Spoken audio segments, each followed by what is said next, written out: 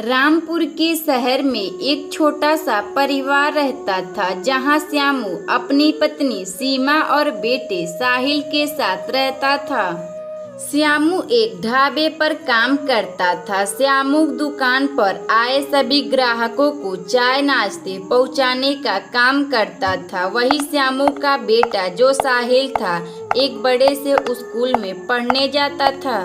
एक दिन श्यामू की पत्नी अपने पति श्यामू से बोलती है, सुनो जी, घर का सारा राशन खत्म हो गया है। आप आते समय बाजार से राशन लेते आना, क्योंकि आज शाम तक का ही राशन बचा हुआ है। पापा, आप मेरे लिए एक चॉकलेट भी लेते आना।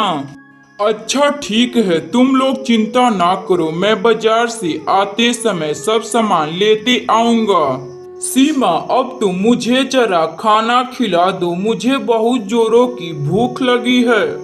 अच्छा जी, रुकिए, मैं अभी लाती हूँ। सीमा श्यामू के लिए खाना लाने के लिए रसोई घर में चली जाती है। वहां से खाना लाकर अपने पति श्यामू को खिला देती है। श्यामू खाना खाकर सीमा से बोलता है, अच्छा ठीक है, मैं चलता हूँ। तुम साहिल का ध्यान रखना, उसे कहीं घूमने मत जाने देना। अच्छा बाबा, ठीक है, नहीं जाने दूंगी। अब आप काम पर जाइए। श्यामू खाना ओना खाकर अपने काम पर निकल जाता है और ढाबे पर पहुंचकर काम करने लगता है। तभी शाम हो जाती है और श्यामू बोलता है, अब मुझे घर चलना चाहिए। घर पर मेरे बीवी और बच्चे मेरा इंतजार कर रहे होंगे। श्यामू अपने मालिक लालू सिंह से छुट्टी लेकर वापस अपने घर आने लगता है। तभी उसे याद आता है कि मुझे तो अभी घर का राशन भी खरीदना है। घर पर सारा राशन खत्म हो गया है। साथ में साहिल के लिए एक चॉकलेट भी लेनी है। श्यामू एक किराने की दुकान से राशन और अपने बेटे के लिए एक चॉकलेट भी लेकर अपने घर आता है। घर आने के बाद साहिल अपने पिता से कहता है, पिताजी, आप मेरे लिए चॉकलेट लेकर आए हैं। अभी देता हूँ साहिल।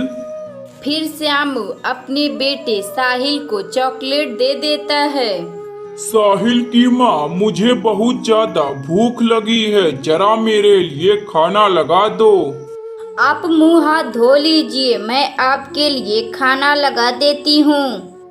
खाना खाकर सभी लोग सो जाते हैं। अगली सुबह श्यामू खाना ओना खाकर काम पर निकल जाता है। श्यामू जब अपने ढाबे पर जाता है तो देखता है कि उसका ढाबा पूरी तरह से जल चुका है। श्यामू बिना कुछ सोचे समझे सीधा अपने घर आता है और पूरी बात अपनी पत्नी सीमा को बताता है। साहिल की माँ, अब तो बर्बाद हो गया। जहाँ मैं काम करता था वहाँ का ढाबा पूरी तरह से जल चुका है। अब मैं क्या करूँ सीमा, मेरे पास उसके सिवा तो कोई काम भी नहीं है। आप चिंता ना कीजिए, सब कुछ सही हो जाएगा। अगर भगवान एक रास्ता बंद कर देते हैं तो वह दूसरा रास्ता भी खोल देते हैं। आप कल किसी और काम की तलाश में नौकरी करने के लिए जाइएगा। मुझे पता है कि आपको कोई जरूर अच्छी नौकरी मिल जाएगी। हाँ साहिल की माँ, बस अब भगवान पर भरोसा रखो। तभी शाम हो जाती है। अगली सुबह श्यामू एक अच्छी सी नौकरी की तलाश में निकल जाता है। श्यामू एक अच्छी गार्ड की नौकरी मांगने के लिए एक सर के पास जाता है। सर, क्या आप मुझे यहाँ एक गार्ड की नौकरी पर रख सकते हैं? नहीं श्यामू, हम तुम्हें यहाँ नौकरी पर नहीं रख सकते। मगर क्यों नहीं रख सकते सर, मेरा कसूर क्या है? श्यामू, हमारे दुकान के सामने एक गार्ड पहले से मौजूद है, इसी वजह से हम तुम्हें नौकरी पर नहीं रख सकते। श्यामू फिर वापस अपने घर आने लगता है। इधर श्यामू का बेटा साहिल अपनी माँ से जिद कर रहा था समोसे बनाने के लिए। माँ कितना दिन हो गया है आप मेरे लिए वह स्पेशल वाला समोसा नहीं बनाई हो जो मुझे बहुत ही पसंद है। अभी बना देती हूँ साहिल तुम्हारा वह स्पेशल वाला समोसा और प्याज की चटनी। सीमा फिर अपने बेटे साहिल के लिए समोसे बनाने के लिए रसोई घर में चली जाती है। समोसे बनाकर साहिल को दे देती है। तभी उसी वक्त श्यामू घर आ जाता है। वह समोसे की खुशबू सूंघकर सीमा से बोलता है, अरे कितना अच्छा खुशबू आ रहा है। खाने में क्या बनाई हो सीमा? समोसे बनाई हूँ। साहिल बहुत ही जिद कर रहा था। आइए आप भी थोड़ा सा समोसा खा लीजिए।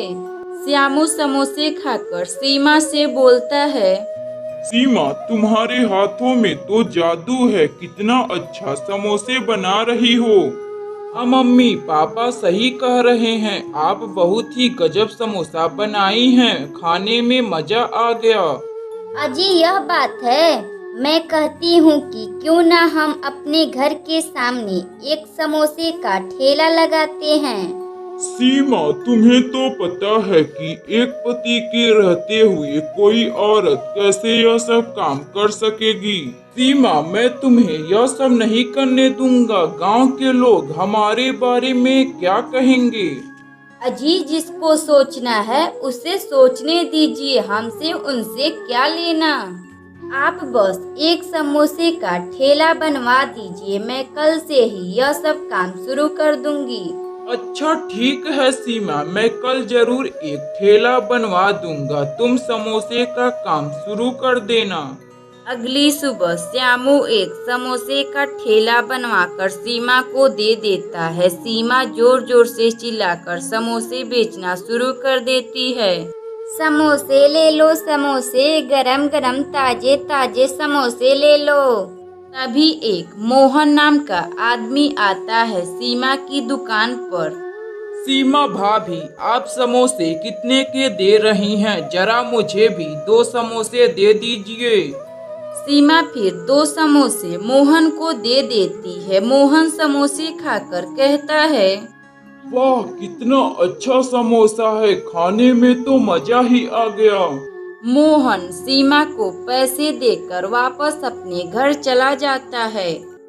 इसी तरह सीमा हर रोज समोसे बेचकर खुशी खुशी रहने लगती है। अगर आपको यह कहानी अच्छी लगे तो वीडियो को लाइक करें और चैनल को सब्सक्राइब करें।